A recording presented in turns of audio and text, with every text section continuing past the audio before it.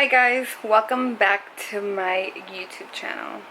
I said I wasn't going to start it like that again, but I just did.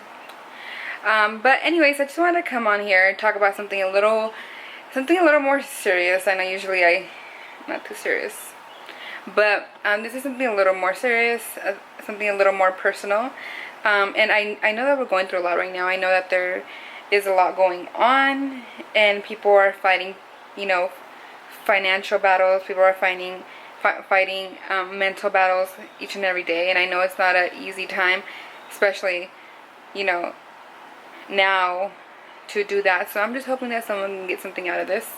I didn't want to put my camera on the table today, so I'm just holding it. But yeah, I spoke about this on Monday. I had said that I was going to do something a little more personal, something that not too many people know about me. So I didn't want to forget. So not forget, but I didn't want to miss out on any key points. So I did go ahead and write it on my notes on my phone. So if you guys just see me looking down or looking away, it's just because I'm making sure that I don't forget anything, and that I just don't talk, because I just like to talk. And next thing you know, I'm editing a 43-minute video for 10 minutes. Well, my sister, because my sister edits them, because she helps me. But yeah, I hope and I pray someone can maybe, get something out of this. Like I said, I know people are struggling right now. So I hope that this can touch someone's heart. Or maybe, reach out or stay hopeful, because things do get better. And I thank God that I'm able to share this. I wouldn't really say it's a testimony. It's just something that I went through, and it's crazy. But let's get right into it. So, before anyone, I don't know what people probably thought when I said I was going to be talking about something a little more personal, but I'm just pretty much talking about the mind battles that I pretty much had to fight at a young age. Actually wasn't too young. I was 18 already. I know people go through it much younger. I know kids go through it. But it was something that I caught myself struggling with at 18 years old. And I feel like 18 is probably your prime year.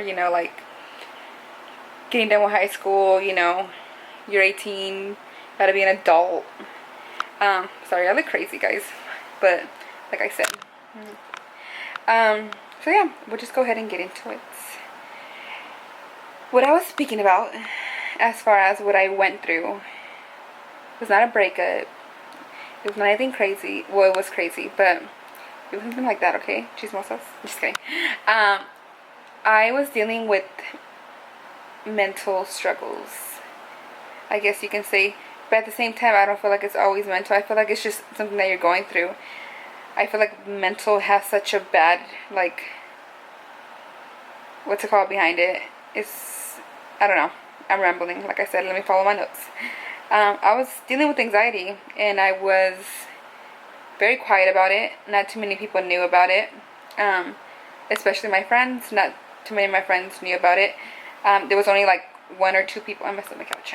One or two people that knew, and the only reason they ended up knowing was because I pretty much went MIA.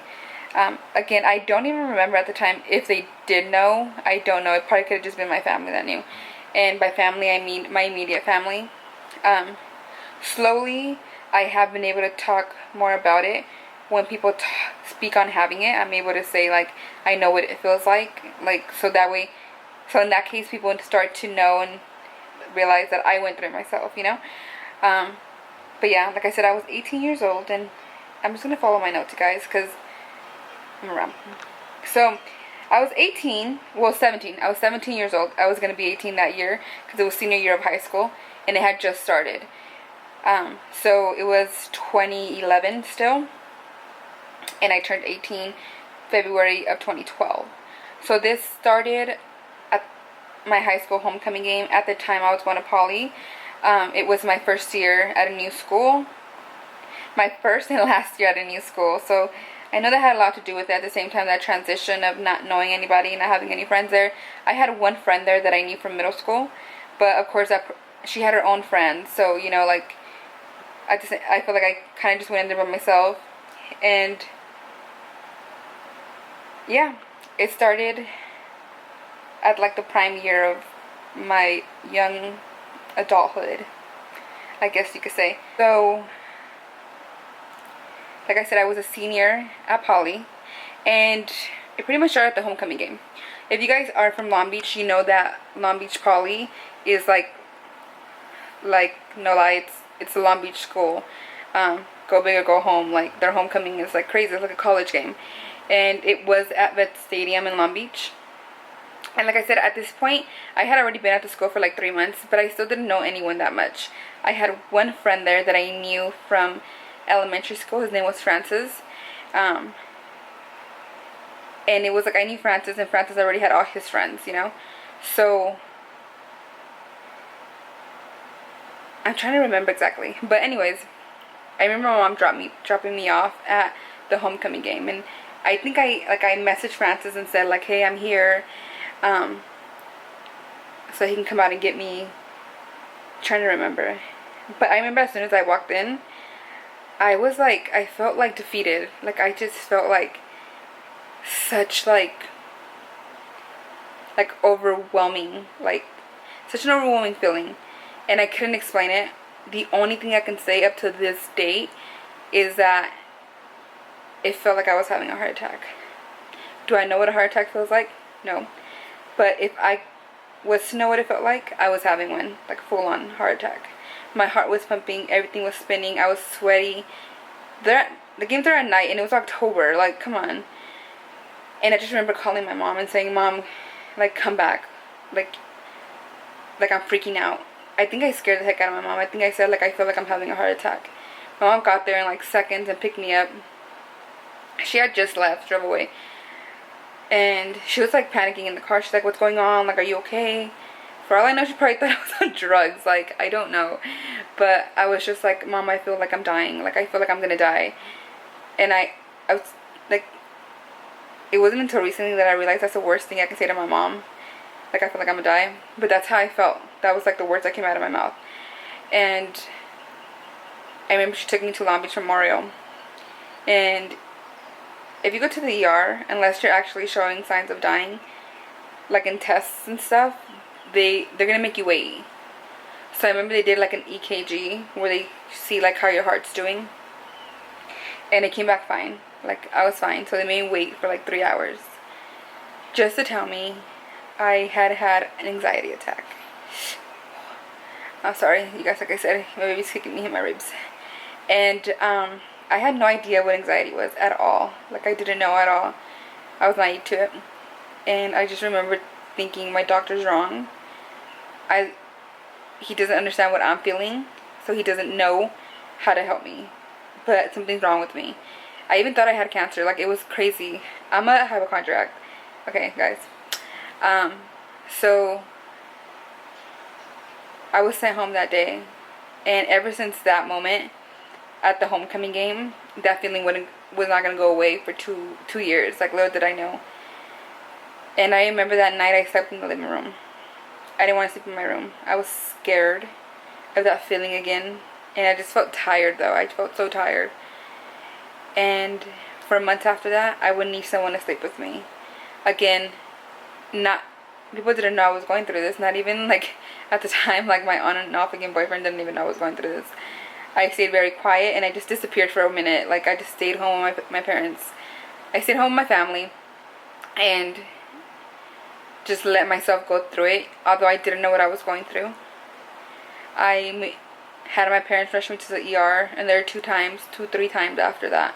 It was the same thing. The doctor would tell me, like, you have a severe case of anxiety, and anxiety is going to make you feel like you're dying. Like, anxiety is going to make you feel like that last little bit before you die, like what you're going through.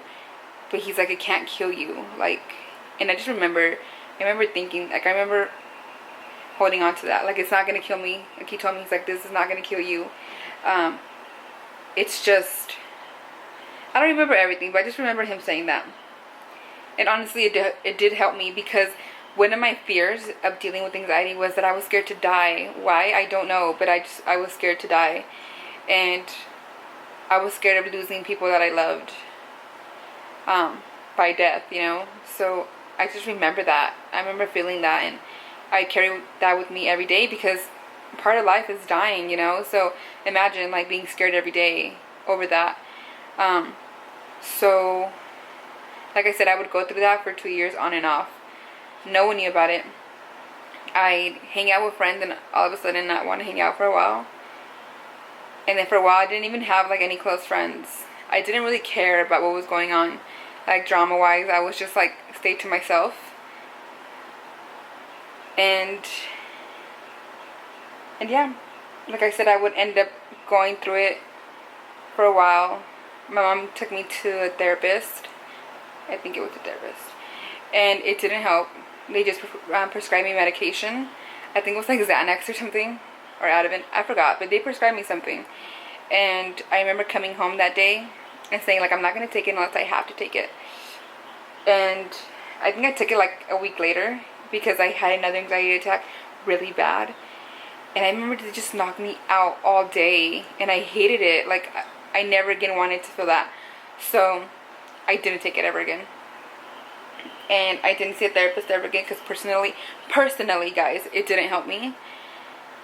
So I remember I would just pray. Like, I would just pray, God, take this away from me. Like, I don't know why I feel like this. And like I said, I would end up going through it for a little while longer. Well, for a while longer. I was pretty much an 18-year-old girl that would have to sleep with her dad, because my dad was the only person that made me feel safe. And there'd be times that I wake up at 1 in the morning and feel like that, feel scared, you know. And I'd wake up my dad, and my dad would just hang out with me and watch TV. And he would wait for me to go to sleep so that he can go to sleep. Or, you know, sometimes he wouldn't go to sleep and just sit there on the couch. And I'd wake up out of nowhere and be like, Dad, you need to rush him to the hospital, because I have this feeling again, you know. And my dad would calm me down. Like, he'd be like, Jess, like, you're fine.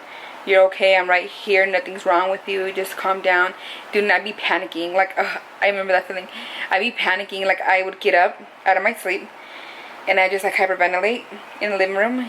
And, like be like getting ready to go to the hospital. And I'd be like, Dad, I need to go. I need to go to the hospital. Like, I feel like I'm going to die. And he just, like, calmly tell me, like, Jess, you're okay. You're fine. Like, nothing's wrong with you. Like, look at, like, your health is fine, you know, you're not gonna die. Oh man, I remember those nights, and it was just ugly. It was so ugly. And I'm so thankful for that man, because at no point did he ever say like, what's wrong with you, like, you're weird, you know. Because my dad's old school. My dad's an old school man. I feel like back then you had to, I know a lot of people say this new generation has so much anxiety. I feel like back then they wouldn't acknowledge it. So to my dad, it was like anxiety. Like, I know in the back of his head it was like, what's anxiety, you know. But he never once showed me like, what's wrong with you, you know. Like, he was just loving, and he was there, and he'd help me, you know, go back to sleep. And he'd just sit there and try to change the subject. He'd put on Family Guy in the middle of the night, and I would just knock out. And I think at this time I wasn't working, and I think I was okay with it because of the fact that I didn't want to leave my house at some points, you know.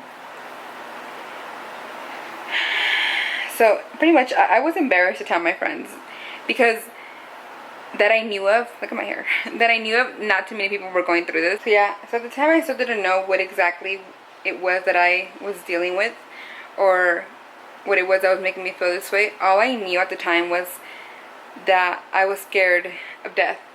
I was scared of dying, which I think, because now that I've talked about it, people have asked me, like, do you think were you depressed, you know. And anxiety, I feel like often it does lead to depression, because you're so anxious that you, like, I don't know how to explain it. I don't want to speak too much on it, because I know it's different for everybody, and I'm not a professional, but I think what helped me, sadly, was that I was scared of dying. So when I would get sad, because I didn't know what was going on with me, and I was just trying to get right. Like, I was just trying to get right and not feel like that. So I would get sad because I felt like I said, something was wrong with me. But never did I think to myself personally, like, I don't want to be here anymore, because death scared me, you know, that scared me. So I pretty much just questioned everything. Like I said, I had been on and off again relationship, but I knew that had nothing to do with it. And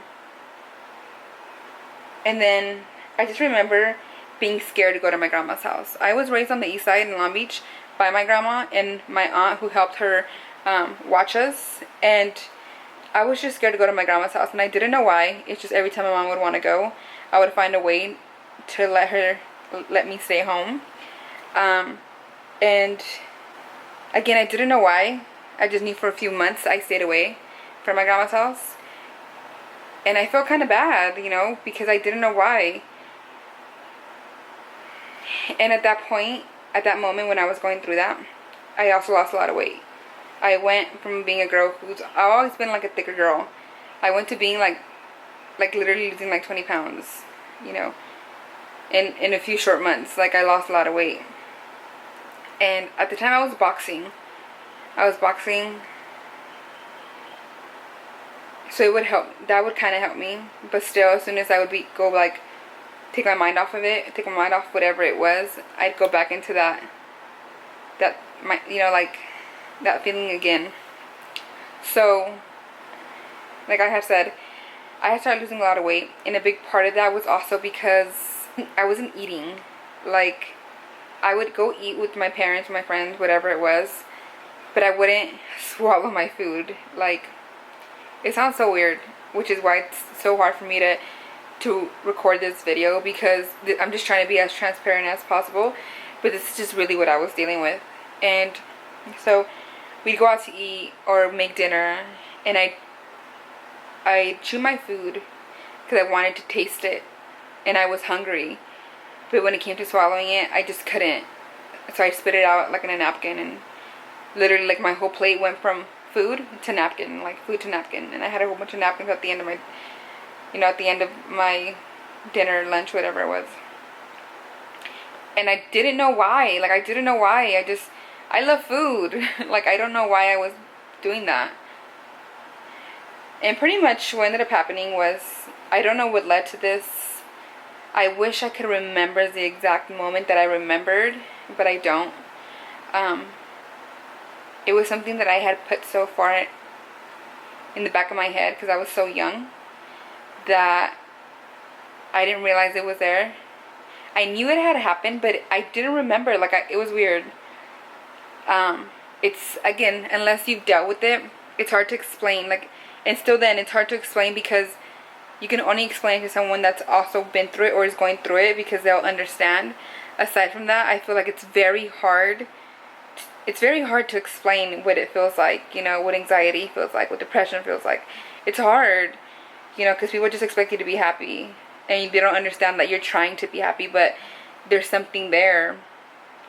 Little did I know that there was something in the back of my head that had happened that I just tried to block off. And pretty much what it was, like I said before, I was raised on the east side, so the east side can be crazy. There's so many different races all in one area, so my grandma would babysit me, and I remember I was like 7 years old, and I was chilling outside with one of my aunts on the porch, and I don't want to say where my grandma lives, but there's like a little one-way street right there where back in the days, like, kids used to skate. I don't know if they still do that because I don't really go over there like often. But they used to skate right there in that little area. And I remember being outside with my aunt, and out of nowhere, a car pulled up. A Honda hatchback, I remember. Black Honda hatchback pulled up. And a little kid was shot. Someone had did a drive-by in that car. And I just remember everyone started yelling, and my aunt rushed me inside. And up till this day, I never asked my mom, but now that I think about it, I'm going to ask her. I don't know if my aunt ever told her that I saw that, or maybe just because I never spoke on it, it just wasn't brought up. But that scared the heck out of me. But I think being so young, I didn't speak on it, you know? Or maybe I did speak on it. Maybe I did speak on it, I just don't remember, or something. I don't know, but I remember seeing that. And once that came back to my mind, once I remembered that I had witnessed that, I remember it in my head. Like, I remember, like, the exact scene. I just remember, and it was a little kid that got shot, a little Asian kid that ended up getting shot. And yeah, little did I know that would haunt me for that long. That it would lead to me not being able to visit my grandma's house, because out of nowhere I just felt uncomfortable. I felt scared, you know. And I was raised in the lowrider scene, you know. But like, being around that, it just scared me out of nowhere, and I didn't know why. Like I said, I didn't know why it would scare me, but it did. And I think it was just a scene of it, you know. And then around the same time, I remembered something else, and I think that's what led to me not wanting to eat, not wanting to swallow my food. And like I said, I blocked it off for so long, but once I remembered, the scene came in my head like this, like, and I remember reliving it. I remember being there again. And this was when I was with my grandma, my dad's mom. She's my younger grandma, so when she would pick me up from school, or when she would watch me, she'd go get like her hair and nails done sometimes. And I remember we went to her nail shop, a hair salon. It was all in one. It was on Anaheim in Long Beach. And I was already a little bit older than when the drive-by had happened. And I remember being there, and my grandma was getting her hair cut a few feet away from me, and I was in the little waiting area on the couch, right next to the entrance. But the way the couch was set up, it was like it'd make it look like the entrance was a little hallway, because the couch was right, like, up against the entrance. So when you entered, it was the back of the couch. And I remember there was a little girl there. And she was my age at the time. She was my age at the time.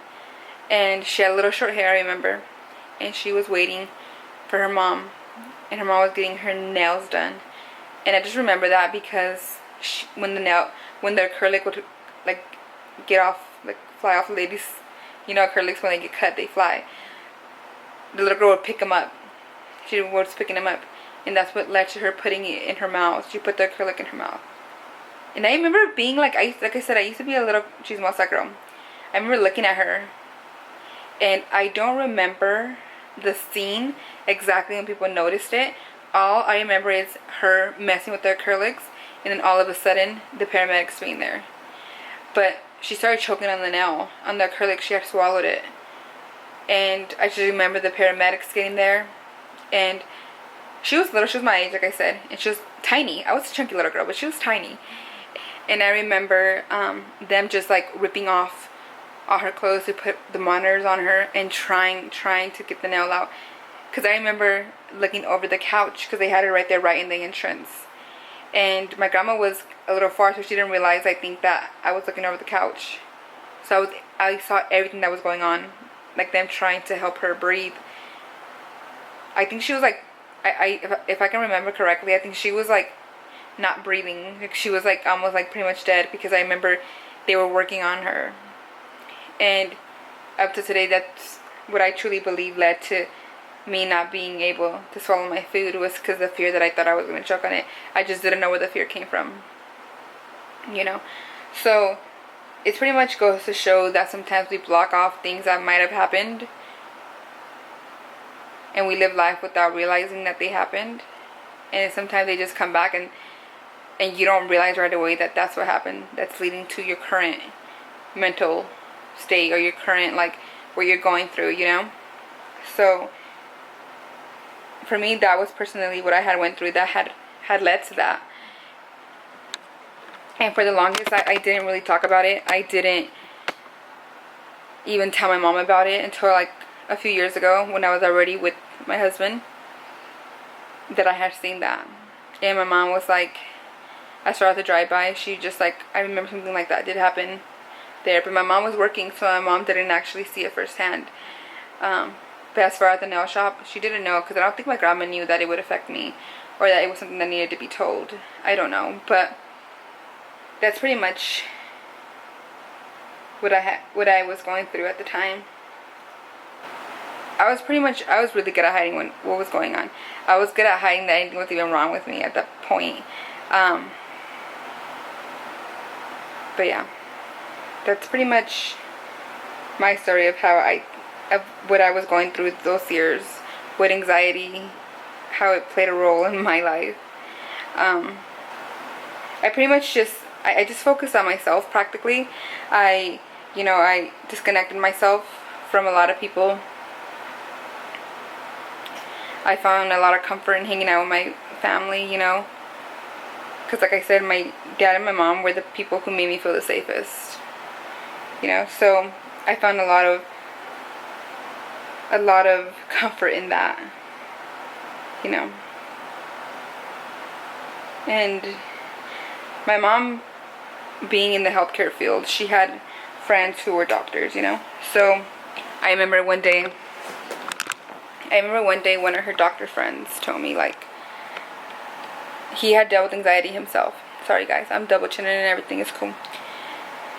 And he had dealt with anxiety himself, and I remember he told me, I just need you to remember that you're in control, and he taught me like some methods on how to like breathe correctly, like how to help myself feel more comfortable when I'm going through an anxiety attack.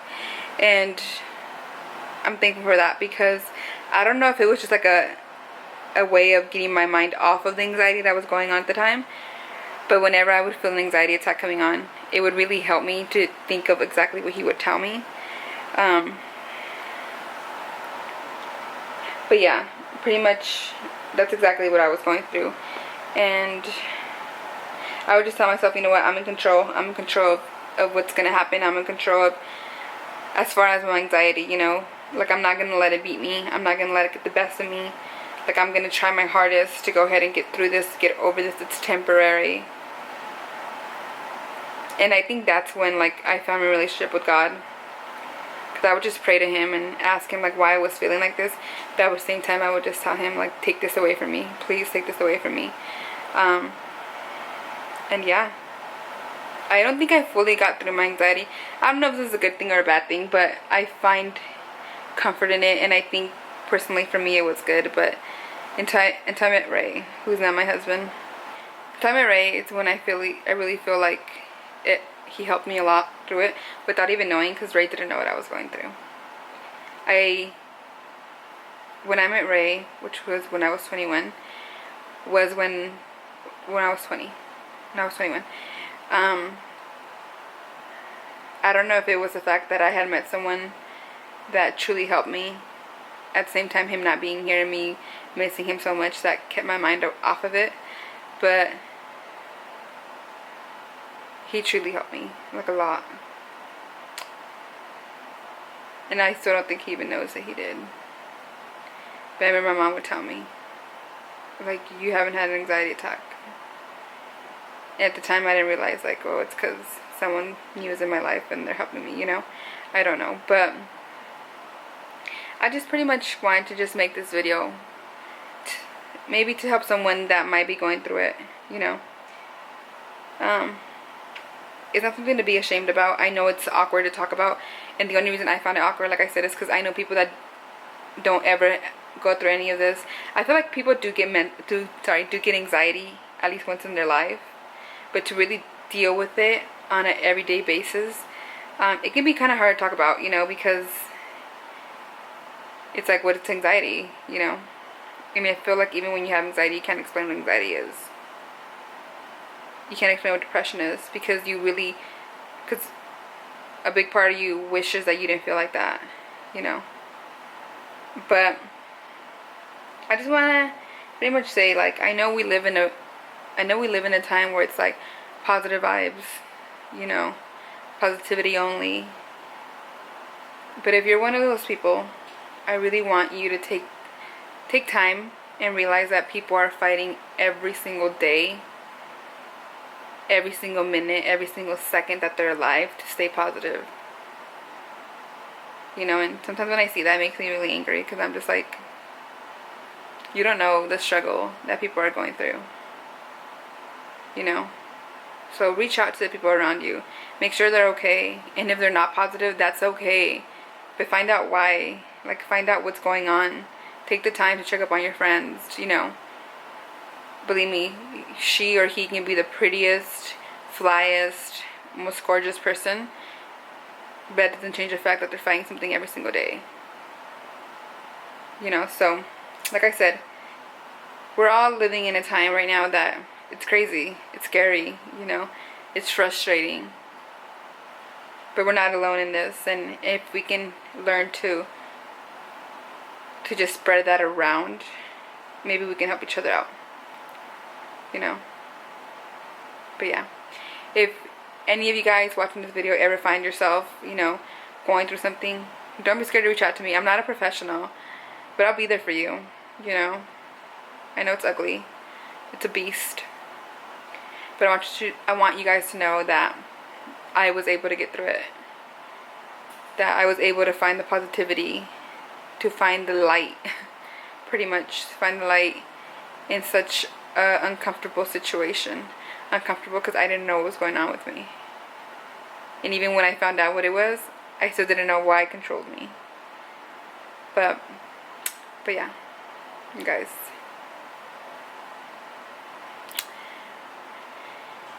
I don't know how to close out this video because, like I said, it's something a little different. But if someone ever needs something, I'm here. My arms wide open. I'll pray with you. I'll cry with you. And I'll do my best to be a good friend. And we're all in this together, guys.